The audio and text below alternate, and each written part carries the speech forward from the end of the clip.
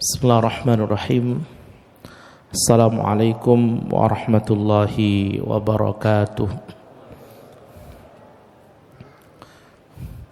Innal hamdalillah nahmaduhu wa nasta'inuhu wa nastaghfiruh wa na'udzu billahi min shururi anfusina wa min sayyiati a'malina. May yahdihillahu fala mudhillalah wa may yudlil falan tajida lahu waliyyan mursyida. Asyhadu an la ilaha illallah wahdahu la syarika lah wa asyhadu anna Muhammadan abduhu wa rasuluhu la nabiyya ba'dah. Allahumma salli ala sayyidina wa habibina wa qurrati a'yunina Muhammadin wa ala alihi wa sahbihi ajma'in. Allahumma arzuqna fahman nabiyyin wa hifdhal mursalin wa ilhamal malaikatil muqarrabin birahmatika ya arhamar rahimin. Allahumma inna nas'aluka ilman nafi'a wa qalban khashi'a wa amalan mutaqabbala wa rizqan halalan tayyiban mubaraka. Rabbana zidna ilma warzuqna fahma.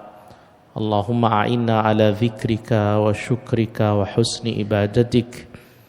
Allahumma inna nas'aluka husnal khatimah wa na'udzubika min su'il khatimah. Taqabbal minna ya karim walhamdulillahi rabbil alamin. Bapak Ibu para jamaah Masjid Namira yang dimuliakan Allah Subhanahu wa taala, tentu kita bersyukur kepada Allah karena malam hari ini atas nikmat dan karunia Allah Subhanahu wa taala Allah memberikan kita nikmat iman, nikmat Islam, nikmat taufik, nikmat hidayah, sehingga kita kemudian bisa melaksanakan amal salih, termasuk bisa salat isya secara berjamaah. Mari kita berdoa mudah-mudahan Allah menerima amal salih kita, menerima salat-salat kita, menjadikannya sebagai penggugur dosa-dosa kita di sisi Allah.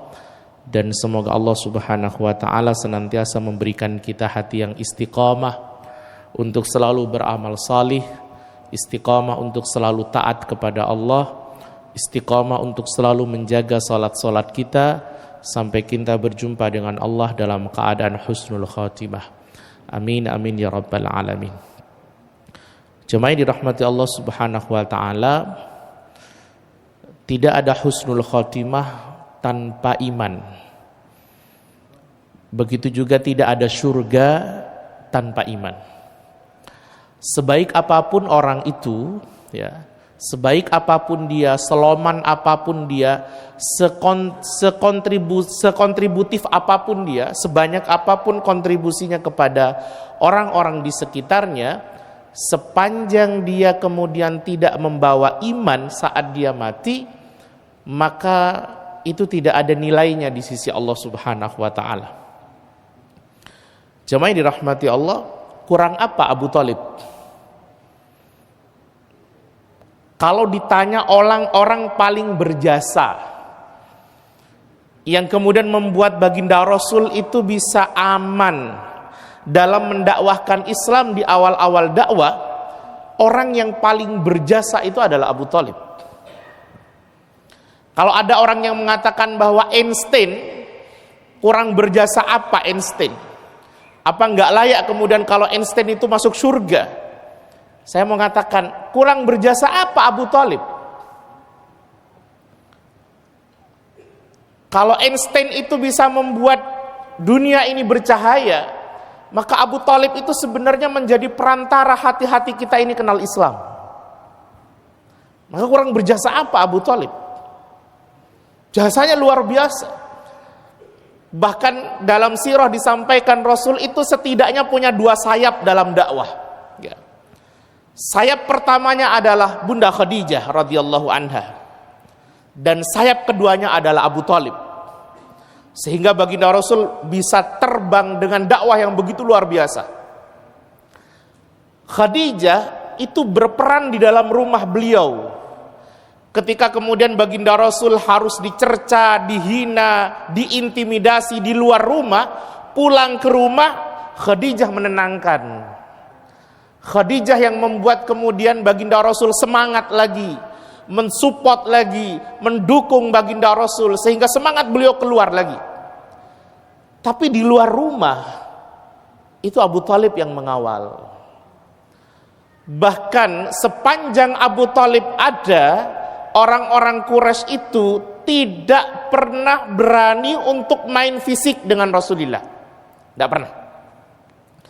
Mau main jotos-jotosan gitu nggak bisa. Bahkan ketika baginda Rasul dengan Abu Bakar mencoba untuk melakukan dakwah secara terang-terangan saat jumlah kaum muslimin waktu itu sekitar 38 sampai 40 orang, lalu kemudian baginda Rasul keluar dengan Abu Bakar ke Masjidil Haram dan Abu Bakar kemudian berdakwah melantangkan kalimat-kalimat Quran. Saat itu kemudian dikeroyok, itu yang dikeroyok Abu Bakar. Rasul tidak ada yang berani menyentuhnya. Itu karena siapa? Karena peran Abu Thalib. Sepanjang ada Abu Thalib, Rasul itu tidak tersentuh secara fisik. Kalau secara mental mungkin iya, dicerca, dihina, diolok, diintimidasi iya. Tapi main fisik sepertinya tidak ada. Baru setelah kemudian Abu Thalib meninggal, baru kemudian orang-orang kafir Quraisy mulai main fisik. Itulah kenapa baginda Rasul mengatakan, aku tidak pernah mendapatkan siksaan yang lebih besar melebihi saat Abu Thalib meninggal. Artinya peran Abu Thalib itu luar biasa sekali. Luar biasa sekali. Sekali lagi saya ulangi, kalau Einstein itu membuat kemudian bumi ini bisa bercahaya, maka Abu Thalib itu sebenarnya menjadi perantara mengawal dakwah baginda Rasul sehingga membuat hati kita ini bercahaya. Tapi sekali lagi, ketika iman tidak dibawa saat beliau meninggal, jemaah dirahmati Allah, Rasul pun diprotes, Rasul pun dilarang oleh Allah Subhanahu wa taala untuk kemudian mendoakannya. Betapa berharganya iman itu. Itulah kenapa kemudian ketika Abu Thalib mau meninggal, Rasul itu kemudian datang kan ke tempat beliau, kemudian datang ke kamar pribadi beliau. Ternyata beliau dikagetkan bahwa di kamar pribadi Abu Thalib itu sudah ada Abu Jahal. Jadi Abu Jahal lebih duluan membersamai detik-detik terakhirnya Abu Thalib. Maka kata baginda Rasul kepada paman tercintanya itu, ya ammi, duhai pamanku, qul la ilaha illallah ahajjulaka indallah yaumal qiyamah. Wahai pamanku, katakan la ilaha illallah, kelak aku yang akan membelamu di sisi Allah Subhanahu wa taala saat hari kiamat. Artinya Rasul itu sangat ingin sekali pamannya itu di detik-detik terakhirnya itu beriman. Kenapa? Karena itu akan menjadi catatan amal baiknya itu kemudian terakui kalau bahasa kita. Ternyata Abu Jahal kemudian mengatakan kepada Abu Thalib, ya Abu Thalib, atarghabu an millati Abdul Muttalib. Wahai Abu Thalib, apakah engkau benci? Apakah engkau akan keluar dari agama ayahmu Abdul Muttalib?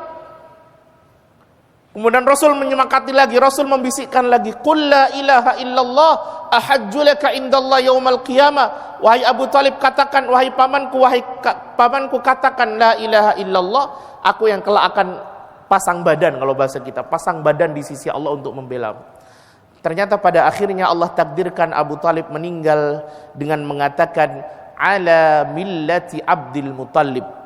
Aku tetap berada di bawah agama ayahku, yaitu Abdul Muttalib. Dan dia kemudian meninggal tidak membawa iman. Dan itu pun tidak terakui. Sebegitu luar biasa kiprahnya itu, akhirnya tidak terakui, tidak ternilai, tidak ada apa bahasa kita ya, catatannya di dalam catatan amal baiknya Abu Thalib, jemaah dirahmati Allah, sehingga kemudian tidak terakui. Betapa luar biasanya iman, karena dengan iman itu seluruh kebaikannya kemudian seluruh kebaikan manusia, seluruh kebaikan kita itu terakui. Saking dari luar biasanya iman, berharganya iman. Saya ada satu kisah yang sangat menarik sekali. Ini agar kita kemudian jadi paham bahwa betapa kita punya sesuatu yang paling berharga. Kalau kemudian kita sering oleh Allah Subhanahu wa taala diberikan ujian, coba sekali waktu kita kemudian rem-rem, kita renungi bahwa kita sebenarnya punya yang paling berharga, yaitu iman kita itu. Pada masa Khalifah Malik bin Marwan, saat Bani Umayyah waktu itu kekhalifahannya dipegang oleh mereka, termasuk salah satunya Umar bin Abdul Aziz itu, hidup seorang yang sangat jahat sekali. Kalau saya membaca sirahnya mengerikan. Namanya adalah Hajjaj bin Yusuf Ats-Tsaqafi. Hajjaj bin Yusuf Ats-Tsaqafi. Dia dari Taif, Bani Thaqif. Hajjaj bin Yusuf Ats-Tsaqafi ini sebenarnya lebih jahat dibandingkan orang yang kemudian membunuh 100 orang. Ada kan di dalam Riyadhus Shalihin itu Nabi menceritakan tentang kisah seseorang yang kemudian membunuh 100 orang kemudian bertobat. Hajjaj lebih dari itu. Hajjaj bin Yusuf itu lebih dari itu. Dalam track recordnya, dia setidaknya membunuh lebih dari 120.000 orang kaum muslimin. Jadi bukan kaum kafir, kaum muslimin. Termasuk yang dia bunuh adalah anak angkat daripada Bunda Aisyah radhiyallahu anha, Abdullah bin Zubair. Jadi Bunda Aisyah itu punya anak angkat namanya Abdullah bin Zubair. Abdullah bin Zubair anaknya Zubair. Zubair adalah suaminya Asma, Asma adalah saudarinya Aisyah. Jadi Aisyah itu mengambil anaknya Asma untuk dijadikan sebagai anak angkat. Namanya Abdullah bin Zubair. Itu dibunuh oleh Hajjaj bin Yusuf. Ulama tabi'in yang sangat luar biasa namanya Sa'id bin Jubair, itu juga dibunuh oleh Hajjaj bin Yusuf. Banyak sekali yang dia bunuh, padahal dia faqih, dia ulama. Dia cuma salah, kalau bahasa kita, dia cuma salah menafsirkan ayat Quran tentang qul atiullaha wa atiur rasul wa ulil amri minkum. Taatlah kalian kepada Allah dan kepada Rasul, dan taat kepada Rasulullah dan kepada ulil amri. Dia memposisikan ketaatan kepada ulil amri itu semutlak ketaatan kepada Allah dan Rasulnya.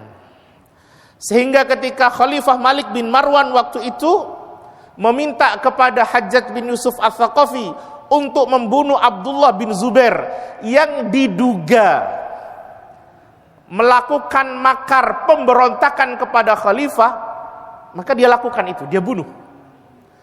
Bahkan dari sekian banyak yang dia bunuh, 120.000 orang lebih, itu hampir sebagian besar yang dia bunuh adalah orang-orang yang diduga berseberangan dengan khalifah yang waktu itu berada di Damaskus, namanya Malik bin Marwan. Ini orang jahat banget, padahal dia faqih. Saking dari jahatnya jemaah yang dirahmati Allah, sampai-sampai kemudian Umar bin Abdul Aziz, cicitnya Umar bin Khattab, beliau pernah berkomentar tentang Hajjaj. Karena Umar bin Abdul Aziz termasuk yang menangi hidupnya Hajjaj.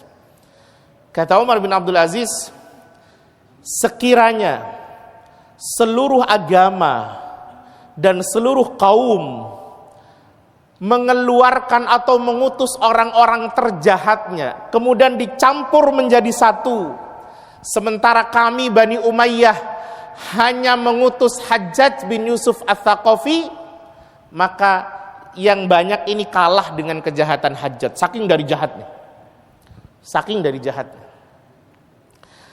Sampai-sampai saat dia meninggal, banyak orang yang senang dengan meninggalnya Hajjaj bin Yusuf Ats-Tsaqafi. Termasuk para ulama banyak senang, karena orang ini luar biasa jahat. Jemaah yang dirahmati Allah, cuma menariknya Allah takdirkan dia dalam keadaan beriman. Allah takdirkan dia dalam keadaan beriman. Bahkan di akhir dia mau meninggal itu, dia mengatakan dalam gumamannya, dia mengatakan, ya Rabb, semua orang mengira bahwa engkau tidak akan memaafkanku, tapi sungguh aku masih sangat yakin dan optimis engkau akan memaafkanku. Maka saat dia meninggal, jemaah dirahmati Allah, Umar bin Abdul Aziz bermimpi beberapa hari, tidak hanya sehari, beberapa hari. di mana kemudian Umar bin Abdul Aziz ditampakkan oleh Allah bagaimana Allah menyiksa orang ini. Jadi sama Allah dia disiksa sesuai dengan dia menyiksa orang-orang dan dia membunuh orang-orang yang jumlahnya sangat banyak itu. Kalau ada yang dia bunuh dengan digorok, Allah siksa dia dengan digorok juga. Kalau ada dia bunuh dengan ditusuk perutnya, Allah siksa dengan ditusuk perutnya. Kalau ada yang dibunuh dengan diseret, Allah seret dia. Sampai seluruh orang yang pernah dia bunuh, ya, itu rasa sakitnya itu terbalaskan semua kepada Hajjaj bin Yusuf. Baru setelah semuanya dibalas, Allah kasih rahmat dia, Allah ampuni dia, Allah masukkan dia ke dalam surga. Sebabnya cuma satu, dia meninggal dalam keadaan yakin terhadap Allah Subhanahu wa ta'ala, dan kepada baginda Rasul dia meninggal masih dalam membawa iman. Itu penting. Maka kata Umar bin Abdul Aziz, setelah aku bermimpi tentang Hajjaj bin Yusuf, bagaimana kemudian Allah menyiksanya, kemudian Allah memasukkan dia ke dalam surga, Allah mengampuni dan memasukkan ke dalam surga. Sejak saat itu, kata Umar bin Abdul Aziz, aku sangat optimis bahwa seluruh umat Muhammad, sepanjang dia meninggal dalam keadaan membawa iman, dia masih punya harapan besar untuk dimasukkan ke dalam surganya Allah Subhanahu wa ta'ala. Maka saya sangat tidak senang dan saya sangat tidak setuju kalau kemudian ada orang cek ringannya menjudge, mengklaim orang lain ahli neraka, padahal dia adalah saudara kita, masih sesama muslim, saudara seiman kita. Maka coba ini rahmati Allah Subhanahu wa ta'ala. Pentingnya iman tuh, pentingnya iman tuh. Tugas kita adalah menjaganya, terus istiqomah untuk kemudian dipandang layak oleh Allah Subhanahu wa ta'ala untuk mati dalam keadaan membawa iman. Karena kalau kita mati dalam keadaan membawa iman, insya Allah perjalanan terakhir kita tetap di surganya Allah Subhanahu wa ta'ala. Walaupun ya kalau banyak dosanya tetap mampir, Pak. Ya. Tapi mau mampir apa enggak? Kan enggak ada yang mau mampir. Tapi yang jelas kalau masih meninggal membawa iman, insya Allah perjalanan terakhirnya masih di surganya Allah Subhanahu wa ta'ala. Mampir atau tidak itu nanti. Tapi yang jelas kalau masih punya iman, insya Allah tetap masuk surganya Allah Subhanahu wa ta'ala. Bapak Ibu dirahmati Allah Subhanahu wa ta'ala, tema kita tentang selembut kalimat Ibrahim alaihissalam. Kisah tentang Ibrahim itu banyak sekali. Di dalam Al-Quran juga sangat bertebaran kisah tentang Ibrahim. Tapi kadang, jemaah yang dirahmati Allah, yang tersampaikan kepada kita tentang kisah Ibrahim itu hanya tentang bagaimana Ibrahim alaihissalam kemudian bersama Ismail berkorban untuk ketaatan. Di mana Ibrahim diminta untuk nyembelih Ismail, kemudian oleh Allah Subhanahu wa ta'ala diganti dengan domba, diganti dengan hewan kurban gitu. Tapi di berbagai macam ayat Al-Quran, termasuk di beberapa surat, ada sebenarnya kisah-kisah tentang Ibrahim yang jarang diceritakan. Termasuk kisah ini, selembut kalimat Ibrahim kepada ayah beliau. Jemaah yang dirahmati Allah Subhanahu wa ta'ala, Ibrahim itu adalah nabi dan rasul, bukan hanya sekedar nabi. Beliau adalah nabi dan rasul. Jadi tingkatannya memang luar biasa.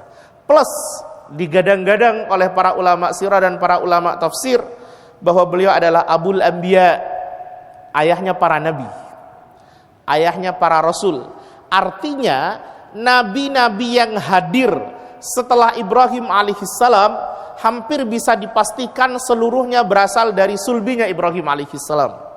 Mulai dari Ibrahim, kemudian Ishak ke bawah, Ishak, Yakub, Yusuf, kemudian Ayub, terus sampai Musa, sampai Nabi Hizkil, Nabi Armia bil Khalqiyah, Nabi Yusha bin Nun, sampai Nabi Isa alaihissalam. Itu semuanya berasal dari sulbinya Ibrahim, termasuk dari Ismail alaihissalam sampai kepada baginda Rasul, itu juga sulbinya berasal dari Ibrahim alaihissalam. Itulah kenapa kemudian Ibrahim dijuluki sebagai Abul Anbiya, bapaknya para nabi. Ditambah lagi beliau kemudian dijuluki sebagai Khalilullah, kesayangannya Allah Subhanahu wa ta'ala. Khalil a'zam minal habib, ya. Khalil itu lebih tinggi daripada sekedar habib. Habib itu kecintaan, Khalil itu kesayangan. Ya. Jadi itu adalah hubungan yang paling dekat sekali. Ya. Bahkan saking dari cintanya Allah kepada Ibrahim alaihissalam, salah satu keistimewaan yang diberikan oleh Allah kepada Ibrahim, jemaah dirahmati Allah, Ibrahimnya masih hidup tapi istananya sudah dibangun di surga. Ibrahimnya masih hidup, istananya di surga sudah dibangun.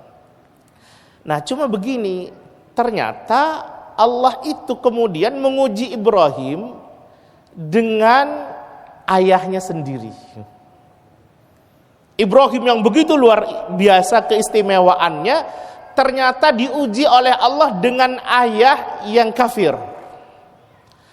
Ayah yang tidak beriman. Bahkan bukan hanya kafir dan tidak beriman, ayahnya kemudian menentang Ibrahim alaihissalam begitu sangat keras. Artinya dakwah Ibrahim itu justru ditentang oleh orang terdekatnya sendiri. Bahkan jemaah yang dirahmati Allah Subhanahu wa taala, ayah Ibrahim itu sebagian ulama tarikh mengatakan namanya Tarokh. Tapi di dalam Al-Qur'an disebut namanya Azar.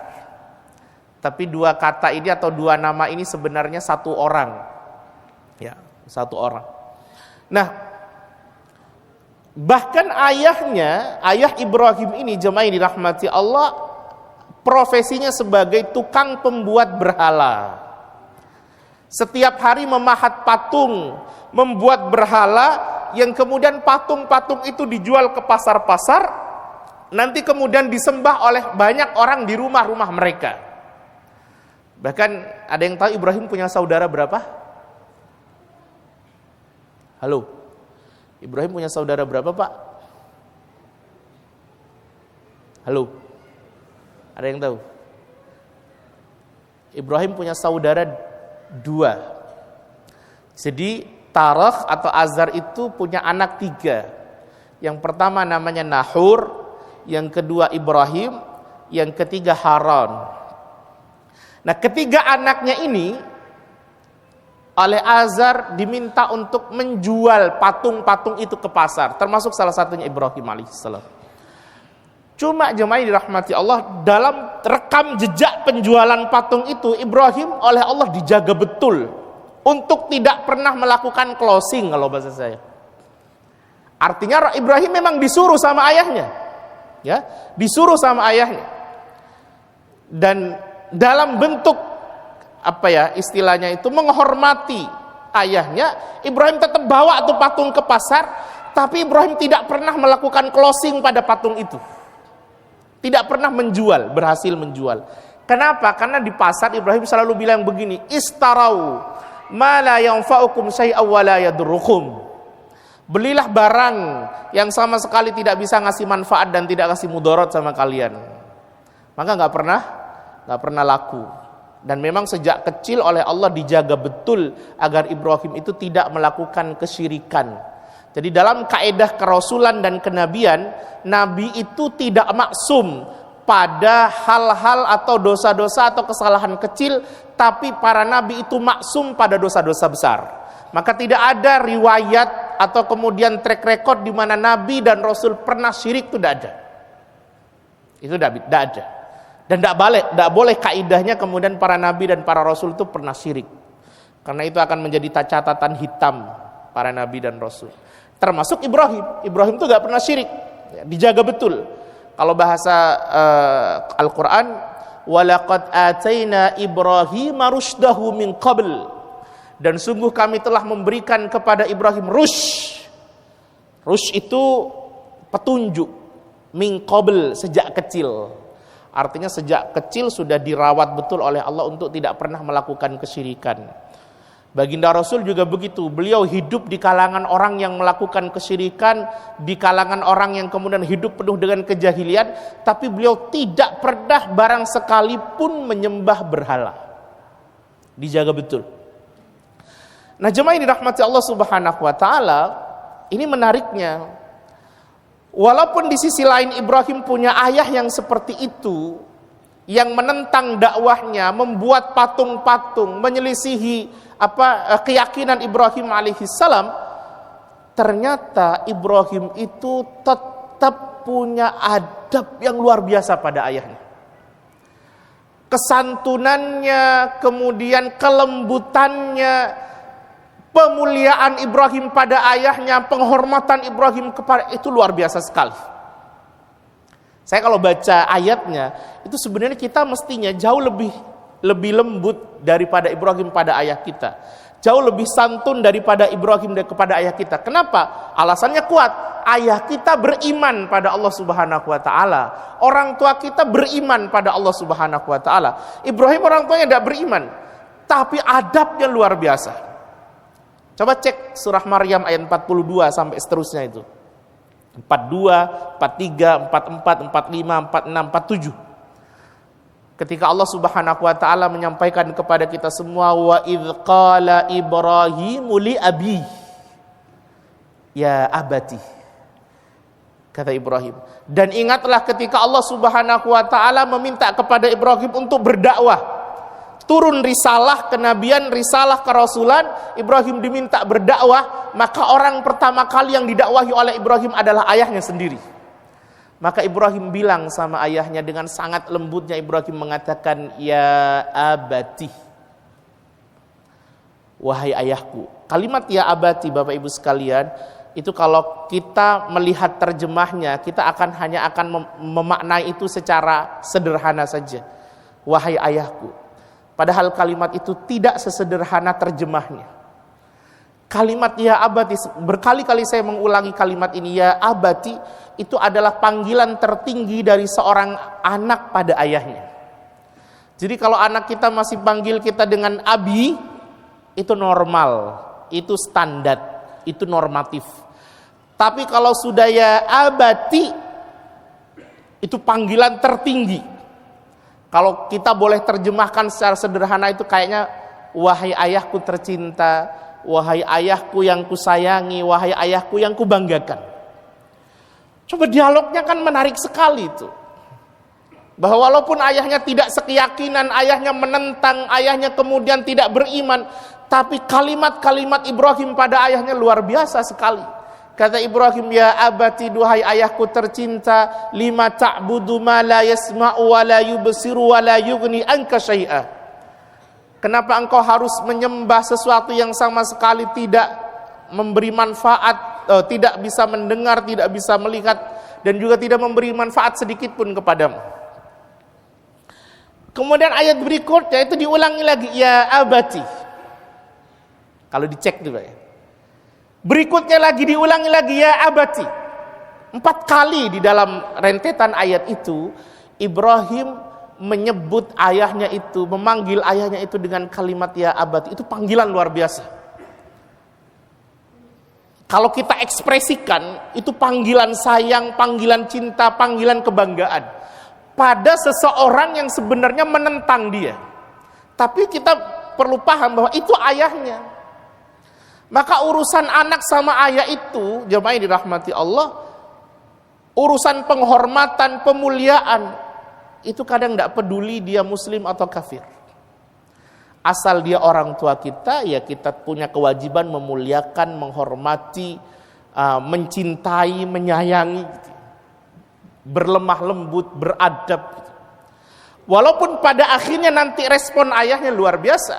Ayahnya kasar banget. Setelah ayat kelima, ya abati, ya abati, ya abati, ya abati, 4 kali, ayat berikutnya dijawab sama ayahnya.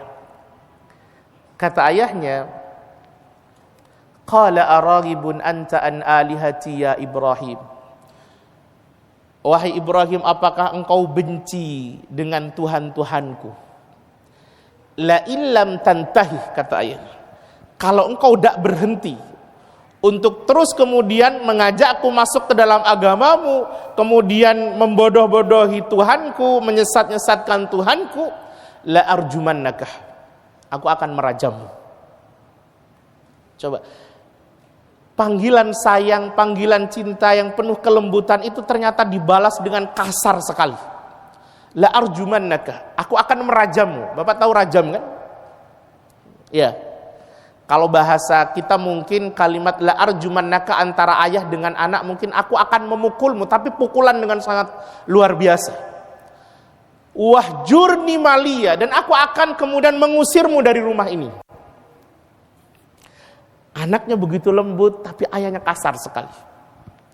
Lihat, setelah kemudian dibalas dengan begitu luar biasa kasarnya, marahnya, diancam, Ibrahim tetap mengatakan, qala salamun alaik, kata Ibrahim. Mudah-mudahan keselamatan untukmu wahai ayahku. Sa'astaghfirulaka rabbi. Walaupun engkau kemudian sudah marah kepadaku, kasar kepadaku, mengancamku, mau mengusirku, tapi aku tetap akan terus memintakan ampun untukmu kepada Allah Subhanahu wa taala, kepada Tuhanku, karena Tuhanku maha baik sama aku, kata Ibrahim. Kan menarik juga. Ini akhlak seorang anak yang luar biasa. Jadi semua yang dirahmati Allah, kan boleh mendoakan orang tua yang tidak beriman semasa hidup, kan boleh, ya kan? Makanya Ibrahim masih tetap mendoakan ayahnya karena masih hidup agar ayahnya dapat hidayah, tapi ternyata qadarullah, Allah takdirkan ayahnya tidak dapat hidayah. Nah, cuma efeknya apa? Ini menariknya. Efeknya adalah beberapa tahun berikutnya, setelah sikap Ibrahim kepada ayahnya luar biasa seperti itu, beradab, lembut, sopan, penyayang, menyayangi, mengasihi, bahkan menghormati, ternyata berefek nanti ketika Ibrahim kemudian punya anak namanya Ismail alaihissalam. Ketika Allah Subhanahu wa taala memerintahkan kepada Ibrahim untuk menyembelih Ismail alaihissalam, lihat dialognya.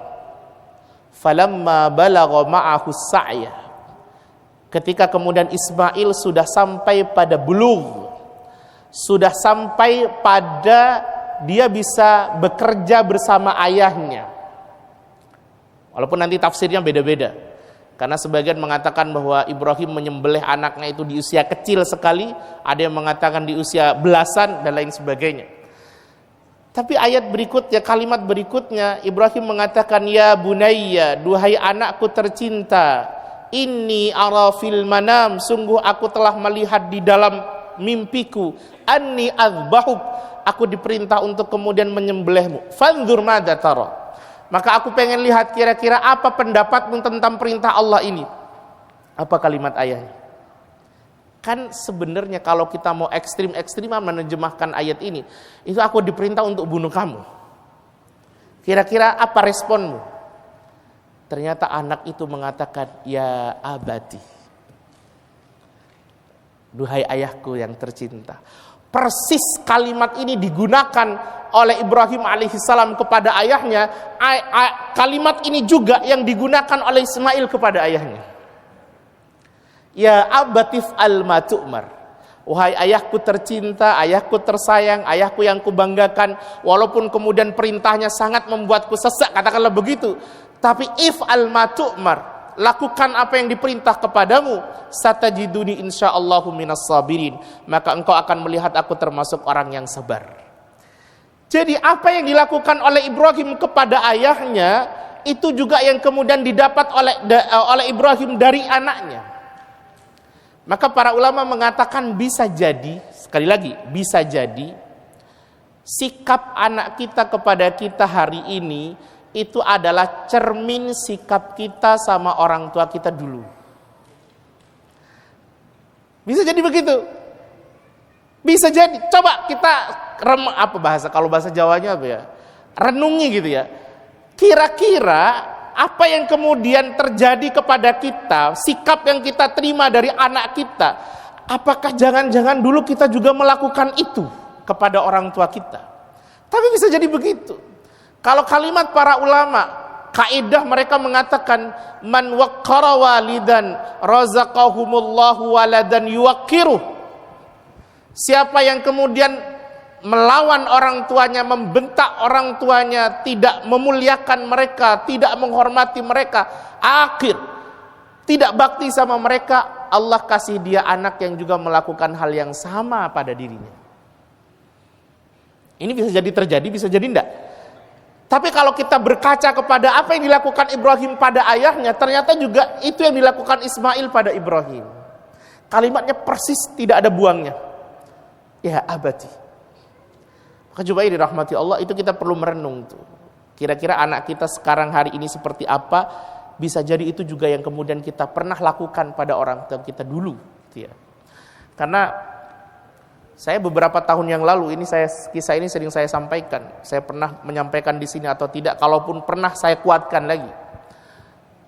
Dulu di tahun 2012 2013 itu jemaah dirahmati Allah, ada seorang penjual herbal di Bekasi. Penjual herbal ini kebetulan dia suka ngaji. Orang tuh kalau suka ngaji beda dengan yang gak suka ngaji, Pak. Orang tuh kalau jagain sholat dengan yang tidak pernah sholat atau tidak menjaga sholat beda sekali. Kenapa? Karena orang tuh kalau suka ngaji, suka sholat, jagain sholat, taat sama Allah, minimal Allah kasih lapang hatinya. Minimal Allah kasih lapang hatinya. Sehingga kalau hatinya lapang, dia bisa kemudian menghimpun atau kemudian bisa menampung berbagai macam masalah. Orang tuh kalau taat bukan tidak dapat masalah, dia dapat masalah, tapi bisa dia tampung karena hatinya masih lapang. Sehingga kadang masalah-masalah besar itu bisa tidak terlalu besar karena hatinya lapang. Kenapa hatinya lapang? Karena dia taat sama Allah Subhanahu wa taala. Karena jaminan Allah itu kalau orang itu taat, Allah kasih lapang hatinya. Beda dengan orang yang kemudian tidak sholat, tidak pernah ngaji, tidak pernah datang ke kajian, ya, itu hatinya sempit. Ketika hatinya sempit karena dia melakukan banyak keburukan, kan tidak sholat itu keburukan, banyak dosa, hatinya sempit. Ketika hati sempit, dapat masalah sedikit, sesak. Karena hatinya tidak bisa nampung, gitu ya. Saya pernah punya guru, itu luar biasa. Ketaatan kepada Allahnya juga luar biasa. Saya tahu betul bahwa beliau itu ujiannya besar sekali. Punya anak 5, semuanya prematur, Pak. Punya anak 5, semuanya prematur.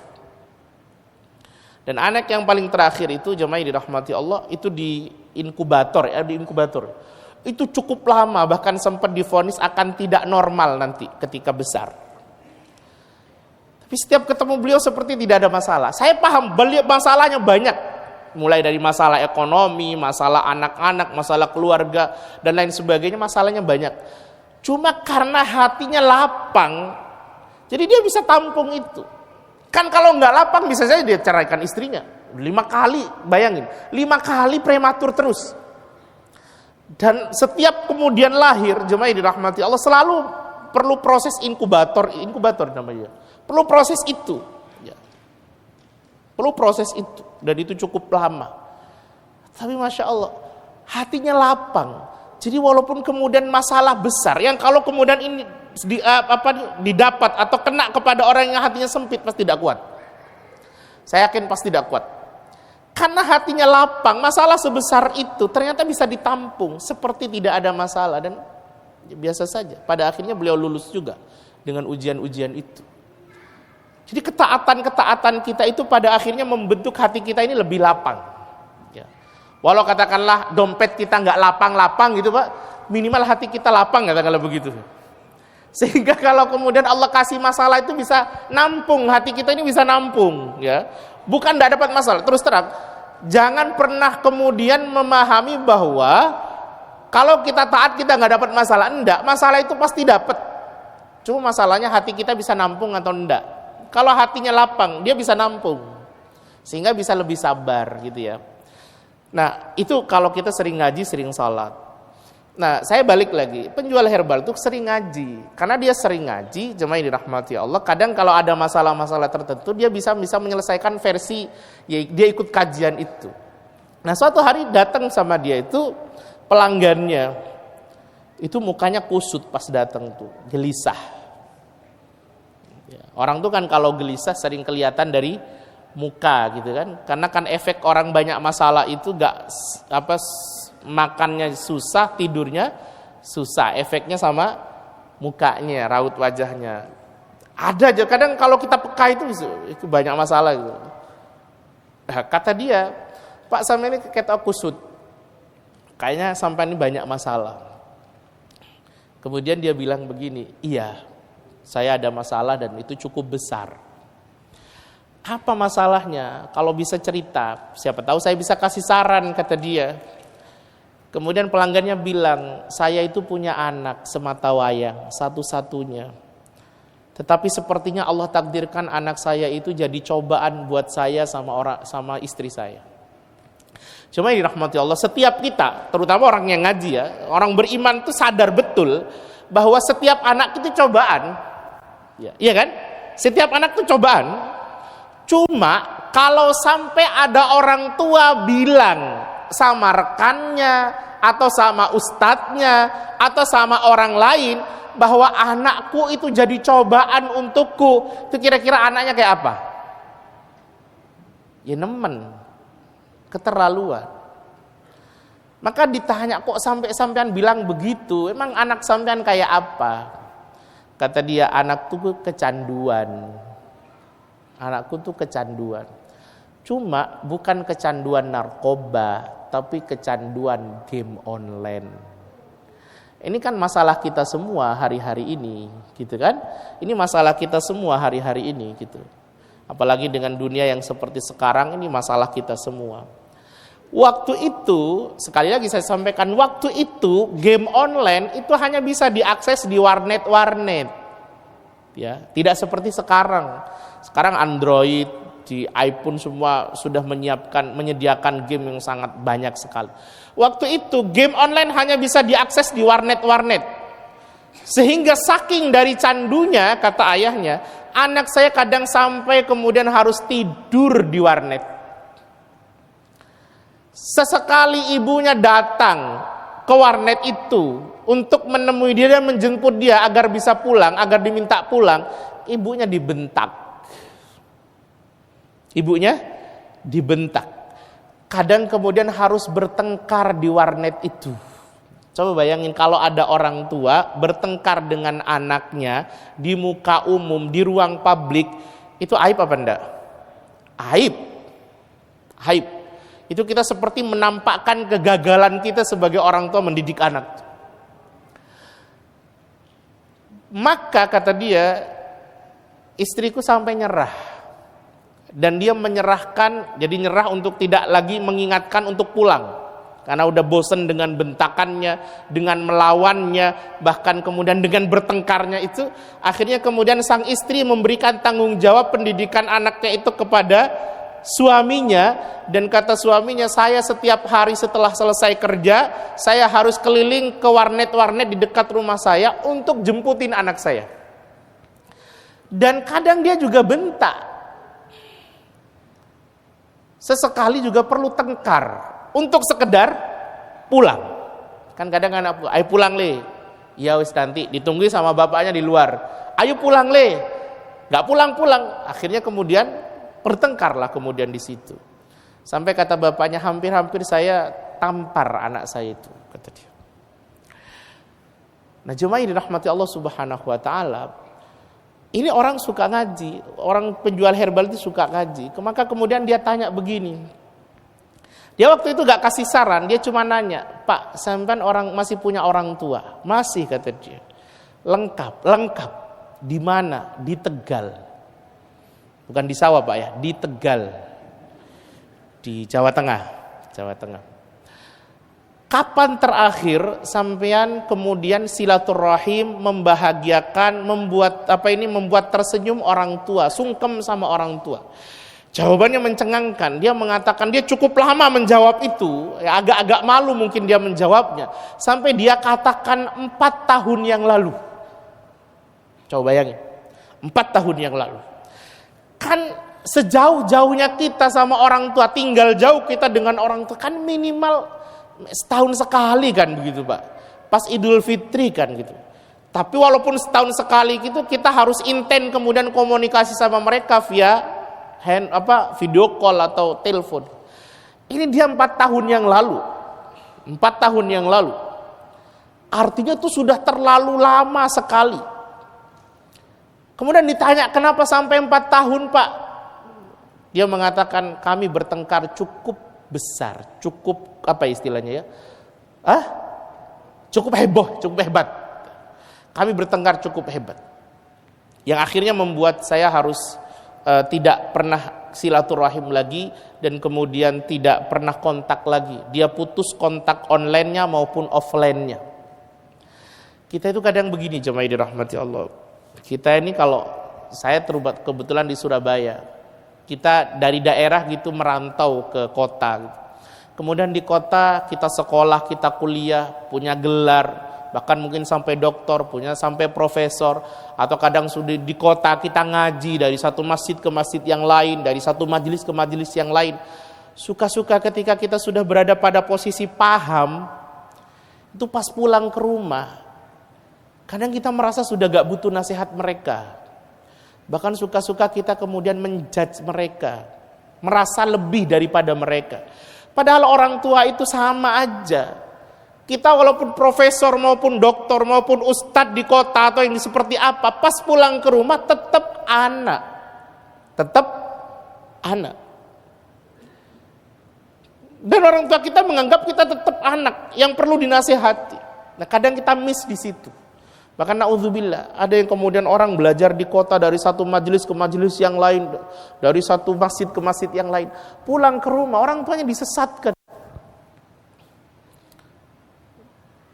Beda dengan orang tuanya, kemudian terjadi pertengkaran luar biasa. Sama kayak gini. Akhirnya jemaah ini dia bertengkar hebat dengan orang tuanya sampai kemudian memutus kontak orang tuanya dan tidak mau silaturahim lagi. Karena 4 tahun, coba bayangin.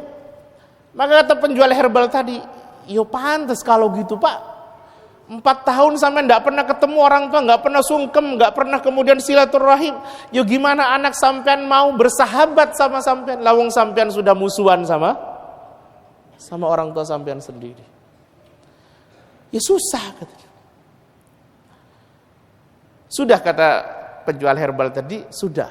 Jenengan serahkan saja anak sampean itu kepada Allah pendidikannya.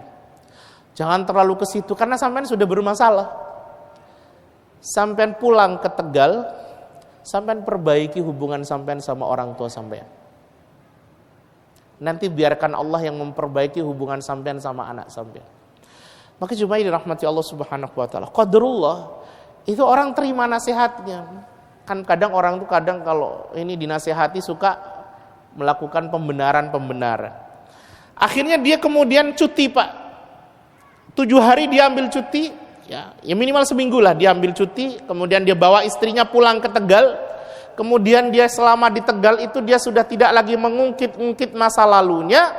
Dia kemudian lebih banyak meminta maaf dan memperbaiki hubungannya sama orang tuanya. Setelah 7 hari dia berada di kampung orang tuanya, tinggal bersama orang tuanya, sudah sangat dekat dengan orang tuanya, pulanglah dia. Sampai di Bekasi, alhamdulillah anaknya tidak berubah Pak. Anaknya tidak berubah. Tapi menariknya orang tuanya yang berubah. Sang ayah yang berubah. Drastis sekali. Sang ayah akhirnya jadi paham bahwa sikap anaknya kepada dia itu juga buah dari apa yang dia lakukan kepada orang tuanya. Maka dia sudah tidak lagi kemudian menempatkan kesalahan itu sebagai kesalahan tunggal di anaknya. Maka dia mulai bersabar menghadapi itu, karena dia mulai merasa bahwa ini juga saya melakukan yang ini kepada orang tua saya. Sambil dia terus perbaiki hubungannya sama orang tuanya, ternyata puncaknya jemaah dirahmati Allah, setelah 6 bulan rupanya anak itu sudah tidak terlalu sering kelihatan di warnet, justru seringnya kelihatan di kamar. Maka suatu siang, jemaah dirahmati Allah, ayahnya pulang dan kemudian masuk ke kamar anaknya. Lalu kemudian kata ayahnya, kalau bahasa kita gitu ya, nggak main tah. Kalau udah ada duitnya, ayah kasih duit. Apa kata anaknya? Bosen ya. Bukankah ini kalimat yang dia tunggu-tunggu sejak lama? Dan bosen itu adalah rasa yang Allah tiupkan kepada anak ini setelah kemudian orang tuanya atau ayahnya memperbaiki hubungannya sama orang tuanya. Itu salah satunya. Kisah ini saya dapat dari Ustadz Umar Mita. Ya. Beliau menceritakan itu karena beliau mendapatkan kisah ini juga dari rekan pengajiannya. Jadi cuma dirahmati Allah Subhanahu wa Ta'ala. Ini menjadi contoh bahwa apa yang kita lakukan sama orang tua kita bisa jadi itu juga yang akan kita dapatkan dari anak kita. Maka sekarang kita perlu ngecek tuh, ya. Jangan-jangan kita sudah melakukan itu lebih dulu kepada orang tua kita, lalu kemudian anak kita melakukan itu sama kita. Maka perbanyak kemudian minta maaf sama orang tua, perbanyak juga kemudian kita membahagiakan mereka agar itu juga yang akan kita dapatkan nanti dari anak-anak kita. Terakhir jemaah dirahmati Allah Subhanahu wa Ta'ala. Ada kalimat dari baginda Rasul yang menarik, dan kalimat ini sering kemudian juga disampaikan oleh para ustadz, para ulama begitu. Rasul itu mengatakan kepada kita begini, raghima anfu rajul, sungguh sangat rugi seseorang itu, sangat celaka seseorang itu. Kalimat rugi atau kalimat celaka itu mestinya Rasul itu bisa pakai kalimat khosarah atau kalimat halakah. Tidak perlu kalimat raghima anfu rajul. Kenapa pakai kalimat raghima anfu rajul? Itu karena menunjukkan kecelakaannya, kerugiannya besar sekali. Maka perlu pakai kalimat itu. Siapa itu? Pertama kata baginda Rasul, orang yang kalau disebutkan nama Rasulullah dia tidak bersalawat kepada baginda Rasul sallallahu alaihi wasallam. Kenapa orang itu rugi? Pertama karena salawat itu ringan, ya, mengerjakannya ringan, tapi fadilahnya luar biasa. Maka rugi sekali kalau kemudian kita mendengar kalimat nama Rasul disebut kemudian kita tidak bersalawat, itu rugi sekali. Karena bersalawat kepada Rasul fadilahnya besar, melakukannya ringan sekali. Kan Allah itu sampai menjamin orang yang bersalawat kepada baginda Rasul, Allah bersalawat kepadanya berapa kali? 10 kali. Ditambah lagi, bukankah kita hari ini kenal Islam, kenal iman, kenal Allah itu juga karena wasilah Rasulullah. Artinya kita punya hutang besar kepada beliau itu. Bahkan saya sering mengatakan begini dalam kajian-kajian sirah, saya sering sampaikan, Rasul itu sebenarnya kalau ingin hidup sekedar bahagia dan nyaman, ya, Rasul sudah mendapatkan itu sejak lama. Sejak menikah dengan Khadijah itu, Rasul itu secara keuangan luar biasa, sudah bahasa kita financial freedom. Kemudian secara kehormatan luar biasa. Personal beliau juga dipuji-puji. Sudah sangat lengkap sekali untuk mencapai kehidupan yang bahagia itu. Tapi rupanya beliau memilih jalan dakwah untuk kemudian berpikir tentang kita, berkorban untuk kita. Jadi kalau sekedar beliau ingin hidup nyaman, itu sudah sejak lama sebenarnya bisa. Tapi karena beliau memikirkan orang setelah, zaman setelah beliau, orang-orang bisa menyembah Allah Subhanahu wa Ta'ala, maka beliau memilih jalan-jalan terjal itu. Makanya kita itu punya hutang besar sama beliau. Kalau nama beliau kemudian disebut kita tidak bersalawat, itu kok cek banget gitu, apa istilahnya itu, kebangetan gitu. Ditambah ibadah salawat ini luar biasa. Allah itu terus terang, Allah itu di dalam Al-Quran, kalau Allah nyuruh salat, Allah gak salat. Allah nyuruh puasa, Allah gak puasa. Tapi giliran Allah nyuruh salawat, Allah bersalawat. Innallaha wa malaikatahu yusalluna ala nabi, ya ayyuhalladzina amanu, sallu alaihi wa sallimu taslima. Jadi kalau Allah nyuruh salawat, Allah salawat dulu. Baru kemudian diminta kita bersalawat. Saking dari luar biasanya ibadah ini. Kemudian yang kedua kata baginda Rasul, raghima anfu rajul, rugi benar orang itu, kebangetan orang itu. Siapa itu? Orang yang kemudian diberikan kesempatan untuk masuk ke bulan Ramadan tapi keluar dari bulan Ramadan tidak diampuni dosanya. Itu kebangetan sekali. Kenapa? Karena Ramadan itu sudah sangat mendukung seseorang itu kemudian diampuni dosa, mendukung untuk ibadah, mendukung untuk taubat, mendukung untuk kemudian mendekat kepada Allah, tapi kok kemudian tidak diampuni dosa, itu kebangetan sekali. Kalau versi saya, kalau di Ramadan itu dosa kita tidak diampuni, susah juga di luar Ramadan. Kalau pada bulan Ramadan kita nggak bisa khatam, apalagi di luar Ramadan, susah gitu ya. Maka kalau orang masuk Ramadan dosanya nggak diampuni, itu sangat rugi sekali. Kemudian yang terakhir, ini yang termasuk konteks kita. Raghima anfu rajul, kata baginda Rasul, rugi banget orang itu. Kebangetan orang itu, celaka betul orang itu. Siapa? Orang yang diberi kesempatan orang tuanya menua dalam tanggung jawabnya, tapi itu tidak membuat dia masuk surga. Itu rugi sekali. Kenapa rugi? Karena jalan surga yang paling cepat, paling mudah bagi kita adalah orang tua kita. Jangan terlalu jauh mencari surga. Di rumah kita ada surga. Kalau kita abai dengan surga yang di rumah kita itu, maka susah kita mendapatkan surga yang lain. Apalagi kalau kemudian orang tua kita sudah meninggal, itu surga tengah kita sudah susah untuk didapat. Maka cuma dirahmati Allah, orang tua itu surga kita. Maka perbaiki hubungan kita dengan mereka, hormati mereka, muliakan mereka, sayangi mereka, bahagiakan mereka. Itu juga yang akan Allah kasih sama kita. Saya terus terang, di berbagai macam majelis, saya sering bicara tentang birrul walidain, tentang orang tua. Kenapa? Karena itu jalan surga kita termudah sebenarnya. Kemudian yang kedua, hari ini sangat susah kita menjumpai anak-anak kemudian taat, bakti, menghormati, memuliakan orang tua. Susah sekali. Maka narasi tentang birrul walidain terus harus kita kuatkan, sehingga itu bisa menjadi pengingat terutama buat kita sebagai seorang ayah, sebagai seorang ibu, atau kita sebagai seorang anak dari orang-orang tua kita. Maka cuma dirahmati Allah, mari kita hormati mereka, muliakan mereka, bahagiakan mereka. Mudah-mudahan Allah juga memberikan kita kebahagiaan, anak-anak kita juga menghormati kita, memuliakan kita, dan kemudian kita semua bisa disurgakan oleh Allah Subhanahu wa taala bersama kedua orang tua kita. Amin amin ya rabbal alamin.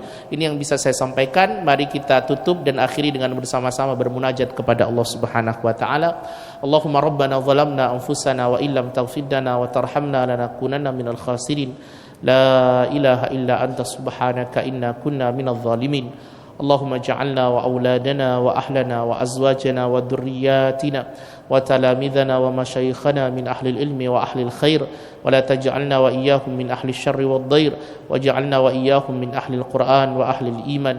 Allahumma rabbana hab lana min azwajina wa dhurriyyatina qurrata a'yuni waj'alna lil muttaqina imama. ربنا اغفر لنا واغفر ذنوب والدينا وارحمهم كما ربونا صغارا ربنا آتنا في الدنيا حسنة وفي الآخرة حسنة وقنا عذاب النار وأدخلنا الجنة مع الأبرار يا عزيز يا غفار يا رب العالمين وصلى الله على سيدنا وحبيبنا وقرة أعيننا محمد وعلى آله وصحبه أجمعين والحمد لله رب العالمين سبحانك اللهم وبحمدك أشهد أن لا إله إلا أنت أستغفرك وأتوب إليك. Mohon maaf apabila ada kesalahan. Assalamualaikum warahmatullahi wabarakatuh.